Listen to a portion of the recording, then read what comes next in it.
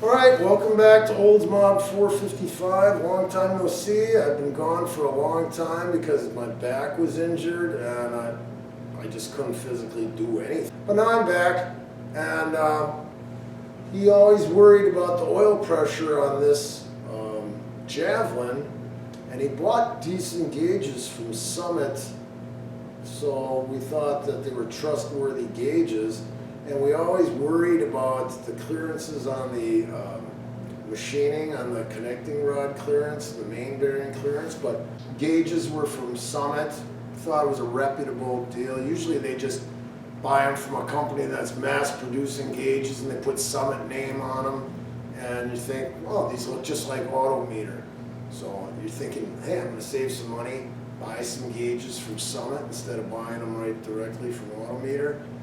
And we pinch pennies wherever we can. All right, so you got to realize that right now we're in the winter time. It's December 14th or 15th. The oil gets thicker as it gets cold. During the summertime, when it would get really hot, the gauge was actually registering 0 once the oil was hot. So right now we don't have a hot engine. We got cold, thicker oil. But then we can show you the difference between the mechanical gauge and the electrical gauge. So in the middle of summer, as it was getting hotter out, the oil pressure reading on the gauge was getting lower and lower. We thought that the pump might have been wearing out from maybe too excessive of oil pressure and wear and tear on the housing. So the owner ordered 2 new gears, and we got a plate of stainless steel that's, when you put the bottom of the oil pump on, this would be like a wear plate, so that should even tighten it up more. Put that back together and nothing changed. We were thinking, well, the pump can't be the problem because we got new gears and the housing should have even made it a tighter tolerance on the bottom. It's got to be something else. So we started worrying that it was bearings. All right, so when we first put the engine together with just the stock pump with his alterations that he had made to it and everything, without the wear plate and with the original gears, when we did this priming of the pump, we would get 65. So we're going to crank it right now.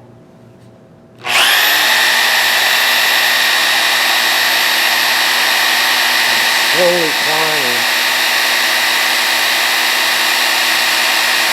You can tell the oil's thick, eh?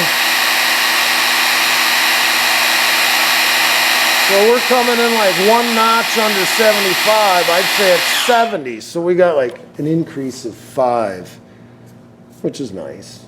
Right. And then 20. And then 40. And now I'm up to 70.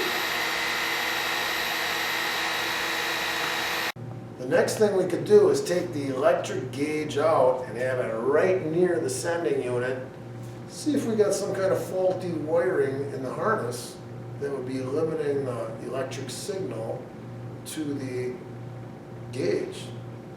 Because this is brand new, right? Your sending unit.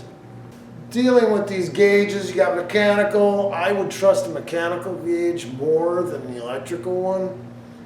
And just to get all the variables out of the way, I was saying, let's just hook up the electric gauge as close as we can. We got the battery right there. We got little alligator clips holding it, and we got a higher oil pressure. It went up to 50 by having the gauge right here. So somehow we weren't having a good connection if we were only getting 42 on the dash. So let's see how they match up.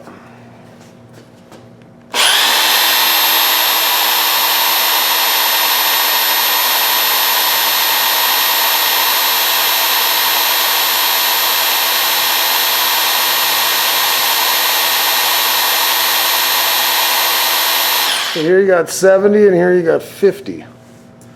That's a big difference. So now what we got is another electrical gauge. just to throw the variables out, if we get another electrical gauge and it says 50, then this one will be reading high at 70. We put our faith in Autometer. It seems like all the race car drivers have Autometer gauges, American made. And this comes with its own sending unit. After this, we'll have to change this sending unit because it's matched with this gauge.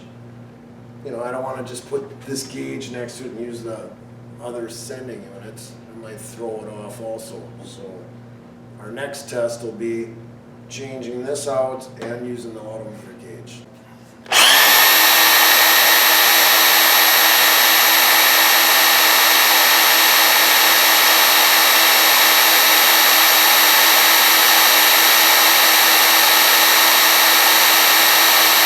The other one was 50, and then what's this one? You said 62? So yeah, about 62.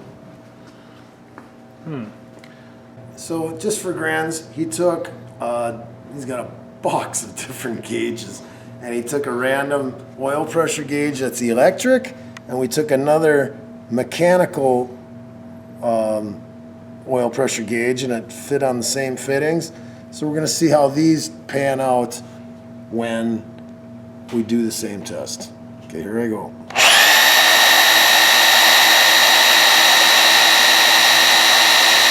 That looks like 70.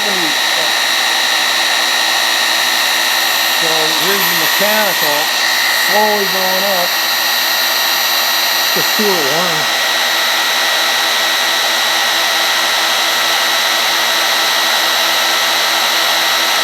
That looks like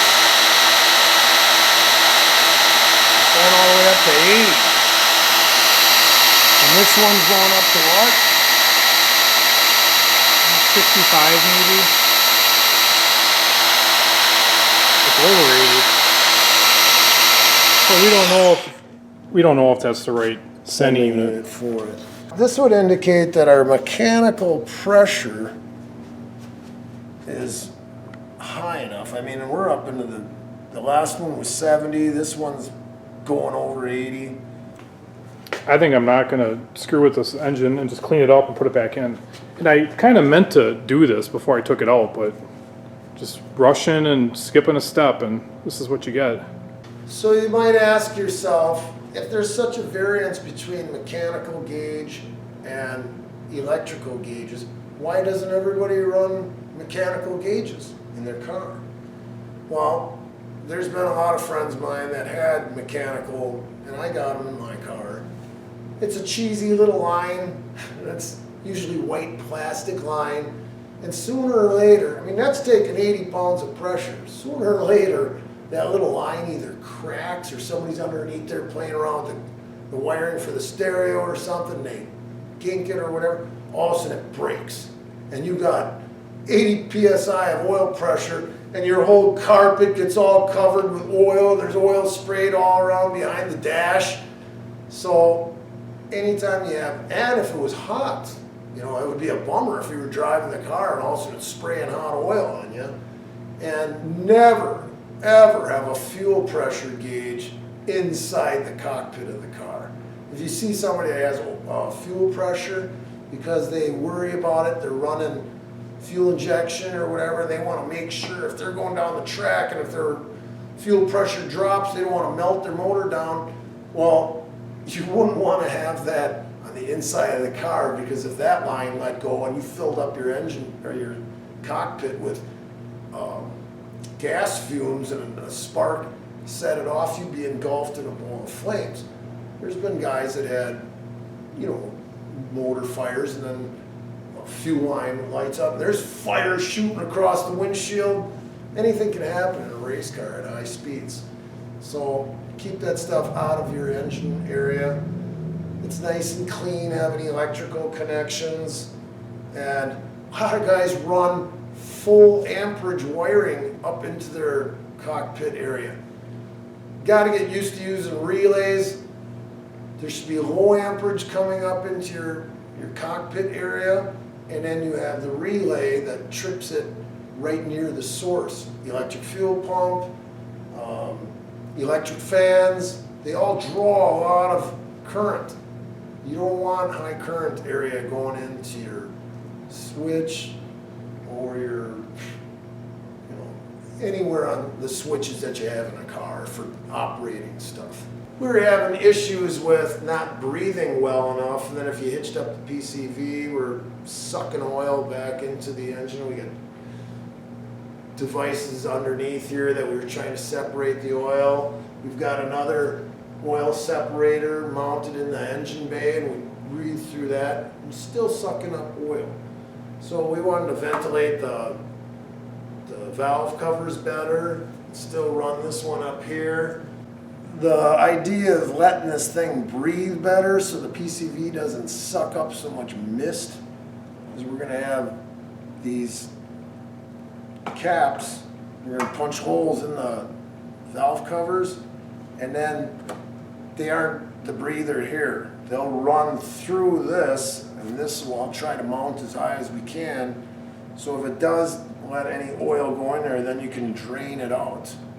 You put it right back in the car. Well, originally on the stock AMC manifold, and you've seen other guys that had the same problem, there's a tray underneath, and it's got these twist rivets that go underneath, and it baffles it so that it can get the air that's getting past, when the pistons come down, they're occupying space also. So this void, the oil pan and everything becomes pressurized too. And it's gotta go somewhere.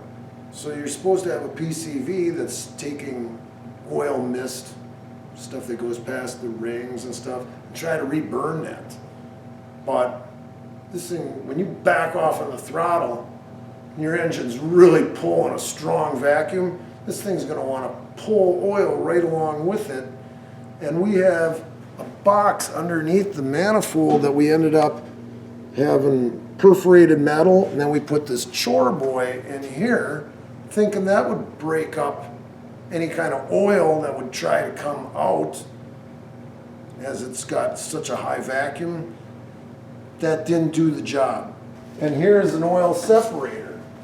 So we had the hose coming off the back of this valley right here, going into here, and this is all full of that chore boy before it went into the suction in the back of the carburetor. Well, the tube goes all the way to the bottom, and then this one is sucking off the top. So that's a way of breaking up this oil. It would have to go through all this chore boy, and we thought that would separate out the oil before it would go into the back of the carburetor, but it didn't work. If we can let this thing ventilate better, then maybe it won't be pulling up so much mist from this area right here. So that's probably it for this video, and next time you see it, you'll see this contraption that we're going to do to try to ventilate it better. And he's going with that electric gauge that he has, on the dash. It'll be all put back together. Have this all cleaned up back inside the car, and we can fire it up, move it around. We got to have this so these cars can be jockeyed around and work on other stuff.